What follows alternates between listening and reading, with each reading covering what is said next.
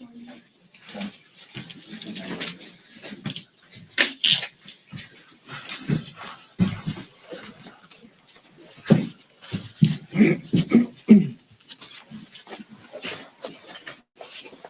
morning, everyone. Today, we had a highly productive meeting and discussion with our special guest, Secretary Raimondo, who's doing an extraordinary job as our Secretary of Commerce.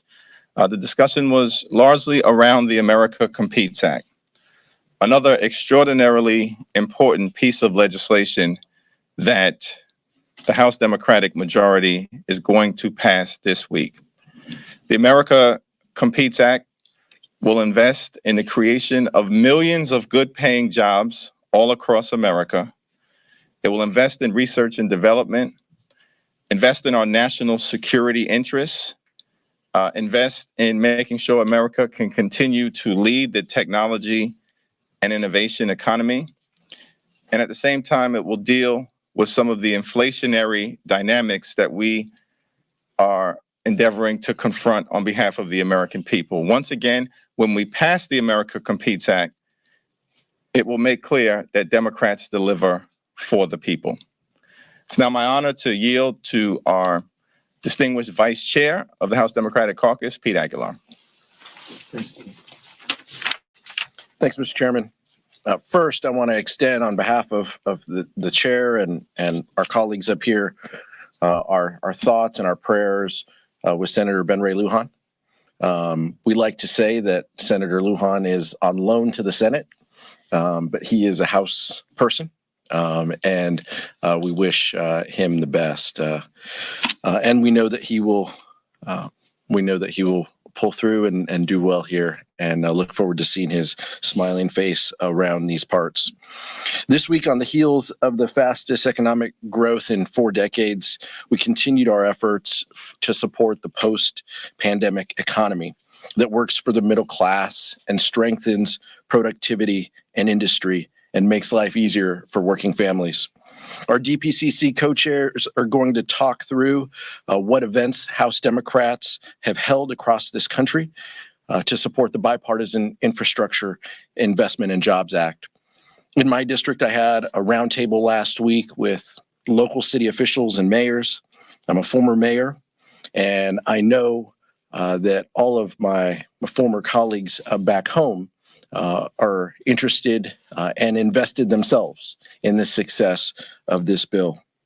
I heard loud and clear their support for the bill, but I also heard them reiterate their support for the American Rescue Plan, which benefited local communities, funding for schools and local governments and our small businesses. This week, we'll continue to strengthen our supply chain, as the chairman said, and our economy, making this country more competitive with the Competes Act. And no amount of obstruction from the Republican Party can stop us or diminish the steps that we've taken to bring our economy back from the brink and create more than 6 million jobs since President Biden was sworn in. It's my pleasure to introduce DPCC co-chair from Southern California, my colleague Ted Lieu. Thank you, Chair Jeffries and Vice Chair Aguilar, for your leadership. Democrats are delivering for their people. We've had the fastest economic growth in nearly 4 decades, the lowest unemployment rate in 5 decades, and with 6 million jobs created since January 20th, President Biden and Democrats have achieved the fastest job growth in U.S. history in 1 year. Growth is up, wages are up, unemployment is down, and this is just the beginning.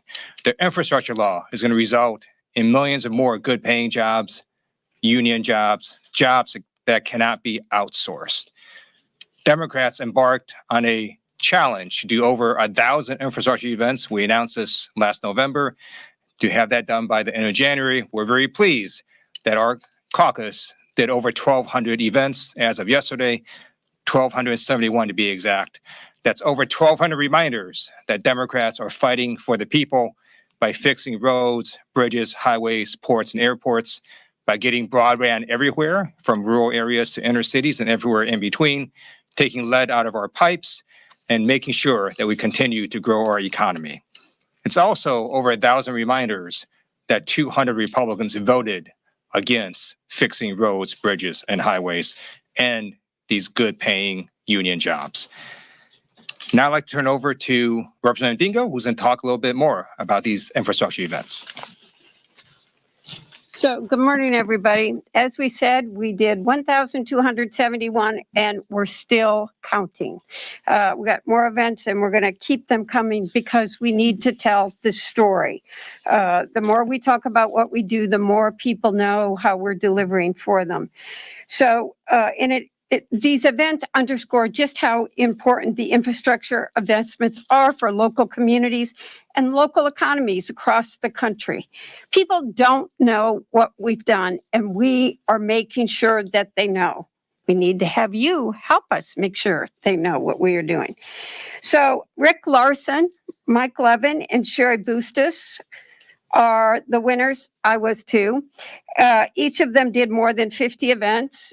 Rick was in the 80s. I was at 59. Mike and Sherry came in right behind.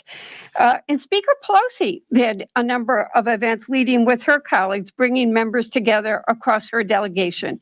Everyone was participating in this. But it's not just the sheer numbers. It's how people did it and the topics that they showcased, all the ways that this bill is making life better for people. So Angie Craig and Dean Phillips participated in a press conference together that announced $4.5 billion that the law is going to invest in Minnesota roads. Troy Carter highlighted the funding that's going to be done for bridge repairs in his district as part of his Building a Better Louisiana infrastructure tour. Sharice Davids talked to a fourth grade class so they could understand how internet was going to make it easier for them to learn. And Judy Chu highlighted investments to clean up water by touring the first PFAS water treatment facility in the San Gabriel facility. Sherry Bustos gutted a fish. And I spent 2 hours on a runway last Thursday in 0-degree weather. We're out there telling the story. And we're just getting started. We really want people to know how this bill is going to make a difference in their lives in so many ways, not just fixing, in Michigan, we call them the dam roads and the bridges, but from the Great Lakes to the internet to leads out of pipes. But there's so much more in there that makes everybody's life better.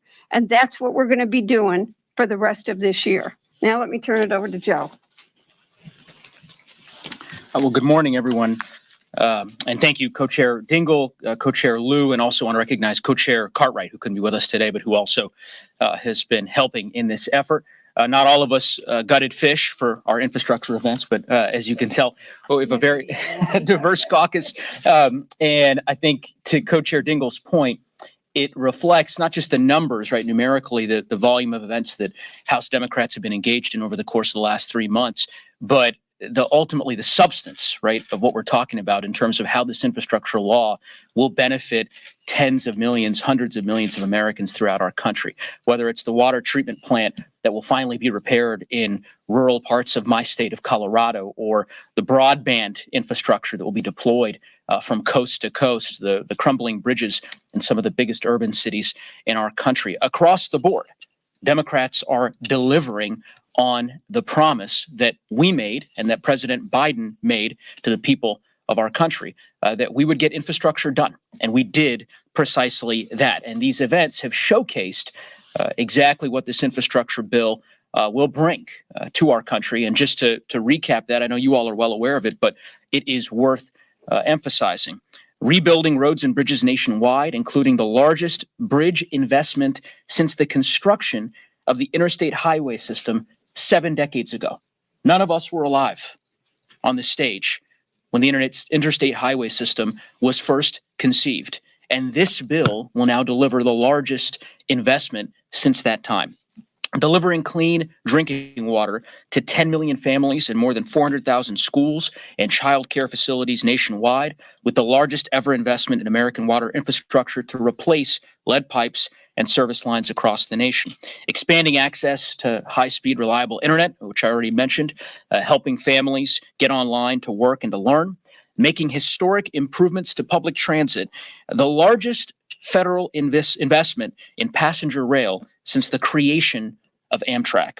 And finally, supporting action to address the climate crisis, including making down payments on clean energy investments, a clean, resilient electric grid, electric vehicle infrastructure, and so much more. So at the end of the day, very clear to us, and I think clear to the American people, that we are rebuilding our infrastructure, rebuilding our middle class, creating good-paying American jobs that cannot be outsourced, and ultimately making life better for communities around our country. We are showing that the D in Democrat does stand for deliver, and we will continue to do that each and every day moving forward. With that, I'll turn it back to Chairman Jeffries for questions. Thank my distinguished colleagues with the DPCC for their presentation. Questions? Mr. Chair, just on Build Back Better, yesterday Senator Manchin said that it was effectively dead. So how frustrated are you as House Democrats since you've got the ball to the other side of the field, and are you worried that it could be dead the longer this drags on? We're not frustrated. I don't believe that Build Back Better is dead. The Senate will have to work through its dynamics. We're going to continue to focus right now in the House on making sure that we pass the America Competes Act, which is going to address the supply chain issues that we're confronting right now, which has caused some inflationary issues that the American people are dealing with. I'm hopeful that our Republican colleagues will actually join us in this effort, and instead of simply talking the talk, that they'll walk the walk.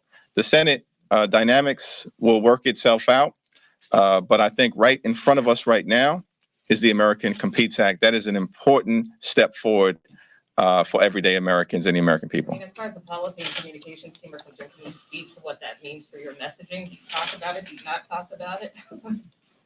Democrats will continue to deliver for the people. Thank you. Good morning.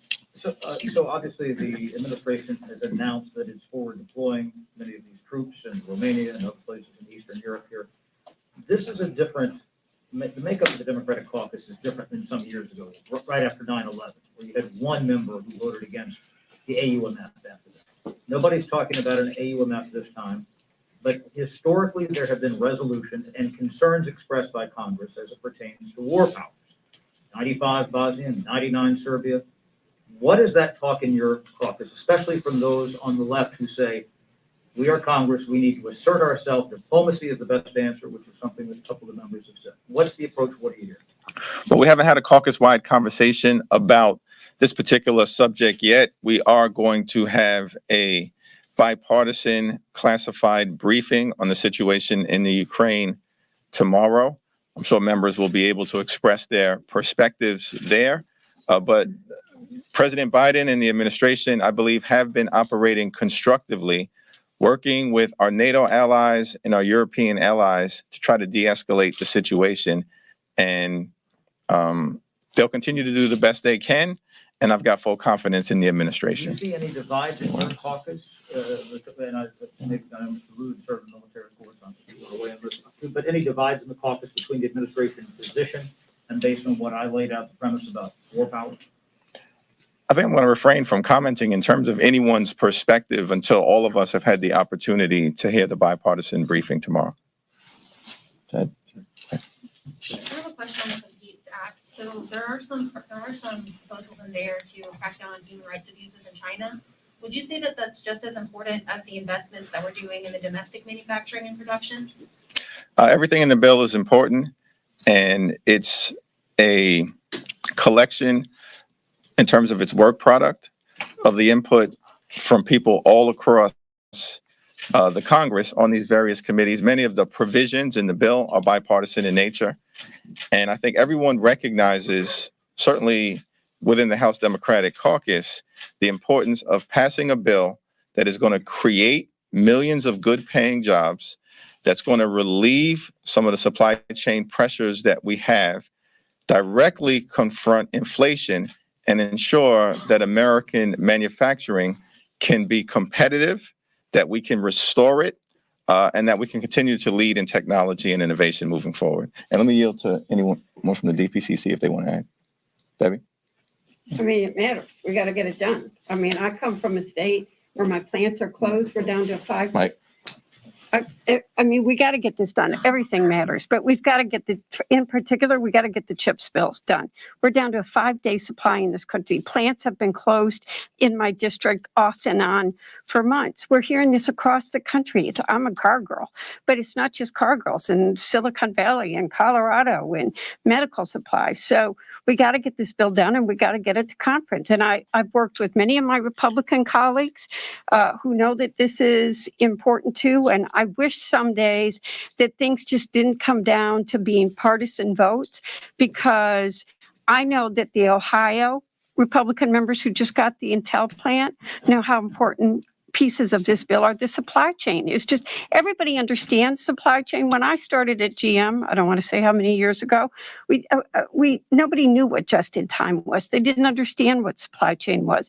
We all now understand it, and it's not just an economic issue. It's a national security issue. Every part of this bill matters. We got to get it done. We got to get this done with the Senate, and it's got to go to the president. It matters to the country, every single provision in it.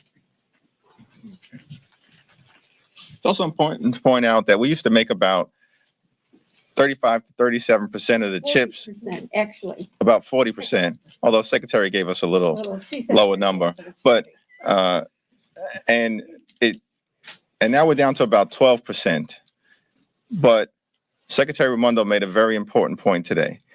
She said, currently we make 0% of the chips necessary for military grade equipment, high-end computing, and artificial intelligence. 0%. The Democrats are going to advance a bill to directly address this economic and national security challenge. We're hopeful that our Republicans will join us. Sorry, just to follow up quickly, why do you think that leadership decided to put the human rights provisions in this bill? I think that's a question that you'll have to ask people who have worked on that provision. Yes. In the back. In terms of U.S. stock trade ban legislation, it's been sort of batted around in both the Senate and the House by Republicans and Democrats. I mean, my question is sort of to all of you, maybe a show of hands, if you support that legislation, and especially given the fact that U.S. lawmakers traded an estimated $355 million worth of stocks last year. And what would you say to people who are worried that in terms of regulating big tech, that owning stocks like Apple and Amazon is a conflict of interest? Yeah, I'm all for the classroom setting, but we don't really do shows of hands here. I will say that there's legislation right now that has been put forth by a variety of our colleagues, all of whom are incredibly well respected, to deal with this issue. Those bills are pending before the House Administration Committee. I certainly look forward to the work product that they put forward, and I've already previously expressed my personal position on this issue. This legislation obviously contains provisions to address the supply chain and inflation, but I'm wondering if you think that this bill covers the gamut of what the House needs to do, or does there need to be, are you planning on having additional bills that also address supply chain issues and inflation issues? It's an incredibly important step forward for all the reasons that have been articulated, and directly addresses the challenges around supply chain issues and inflation. But the business of the people always continues, and House Democrats are always going to continue to work to do several things, much of which we've already done. Create millions of good paying jobs, as we've done with the bipartisan infrastructure agreement, lower costs, and make sure that we provide support to everyday Americans in a changing economy. We've done that through a variety of different efforts, including the child tax credit that we're working to continue. Democrats will continue to deliver for the people in these areas. But what is in front of us right now, making sure we get the America Competes Act over the finish line. Pete? EPCC? Joe? Yeah, sure. I would just reinforce what Chairman Jeffries articulated. It's not a myopic approach, right? The caucus has adopted a holistic approach in coordination with the Biden administration to address inflation. Of course, the Competes Act is a large step forward in addressing the problem. As the chairman put it, there are other activities as well that the House is engaged in. Just currently, for example, the House Judiciary Committee and the House Oversight Committee engaged in a number of different important investigations as it relates to competitiveness to ensure that our economy remains as competitive as possible. And that obviously also dovetails with the actions that the FTC has taken under the new commissioner or chairwoman, rather, appointed by President Biden to ensure that in particular industries where we see some of these price pressures that are far more pronounced, that we're pulling the right policy levers to ensure that the American people have access to goods at a reasonable price. So I think you will see the Congress take further steps in the coming weeks. Our members have a number of different bills, some of which are far more technical in nature, some of which are far larger in nature. And I suspect that over the course of the next 8 weeks, you'll see us consider more of those bills on the floor. But for now, the focus remains getting the American Competes Act across the finish line. And it would be nice if House Republicans would join the effort, given the incredible support that this particular bill has amongst the business community, amongst labor, and so many other stakeholders across the country. On government funding, how confident are you that there will be some sort of deal by the end of the week? And will a short-term continuing resolution be necessary? Well, Chair, I'm going to yield to Pete because he's on the Appropriations Committee. But Chairwoman Rosa DeLauro has been working incredibly hard to arrive at a four corners agreement. We've done our work in the House of Representatives, and hopefully Senate Republicans will see fit to proceed in a way that funds the government fully and robustly, because many of the investments that are contained in an omnibus spending agreement are necessary to improve and enhance the quality of life of everyday Americans. That's what we're all about. It's not just a ministerial bill, a spending agreement. For many people, it's a matter of life and death. And so I'm cautiously optimistic that we'll be able to arrive at an agreement, but a lot of that depends on the goodwill of our partners in the Senate. I share the chairman's optimism here, but obviously we'll defer to Chair DeLauro. She's been working with her colleagues on the Senate side. They've had four corners meetings. They're going to continue to meet. She has not given the Democratic caucus a full readout, but she has our complete confidence to engage in these discussions. As the chairman said, government funding should not be something that's treated like a political football. You know, this is important. It's important to fund our priorities. It's important to fund health and safety priorities. Chair McCollum led a hearing talking about the importance to the Department of Defense and our national priorities at a time when we see potential conflict. This is not the time to have a full year CR. So we want to do everything we can to avoid that. Members have priorities as well. We would like to see those addressed within this bill, and Chair DeLauro has our confidence that she has the best interest of the country and the caucus in mind as she engages in these discussions. Last two questions, and then we'll go to the back. Yeah. Mr. Chairman, the New York maps are soon to be approved and have been kind of labeled essentially as favoring Democrats. I'm curious if you think that undermines Democrats' message of promoting free elections. Well, I'm going to refrain from commenting until the legislature acts. It's my understanding that they may act today, they may act tomorrow.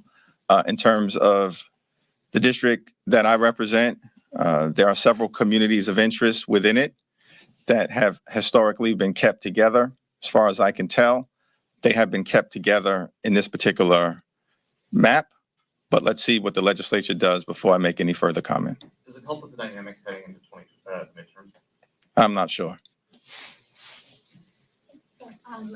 So yesterday, Congressman Joe issued a letter warning against stirring up xenophobia with the debate of American Competes Act. I was wondering if any of you share the same concern. Sure. The American Competes Act will make America a global leader. So we're going to pass this bill because it helps America be the #1 country in the world in a variety of industrial sectors. And this is against challenges from any country in the world. I also note that sometimes what we do see happen in U.S. history is when xenophobia against another country blows back against Americans who happen to be of Asian descent. So if you look at our country's history, we had the whole Yellow Peril hysteria that was followed by the Chinese Exclusion Act, and that was then followed by the Japanese internment. And then in the 1980s, when America feared the economic rise of Japan, there was a lot of discrimination against Americans who happened to be of Asian descent, including the murder of Vincent Chin in Detroit. So we have to just make sure that we push back and let the American people know that you do not racially profile or discriminate against Americans who happen to be of Asian descent, regardless of what you think of what any other foreign country may or may not be doing.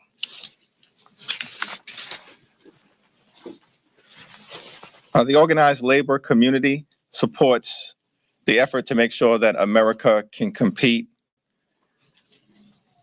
The Chamber of Commerce supports the effort to make sure that America can compete. The National Association of Manufacturers supports the effort to make sure that America can compete. The business community supports the effort to make sure that America can compete. Well, House Republicans support the effort to make sure that America can compete, or will they continue to play partisan political games? Democrats will continue to deliver for the people. We are going to pass the America Competes Act. Thank you, everyone. Thank you.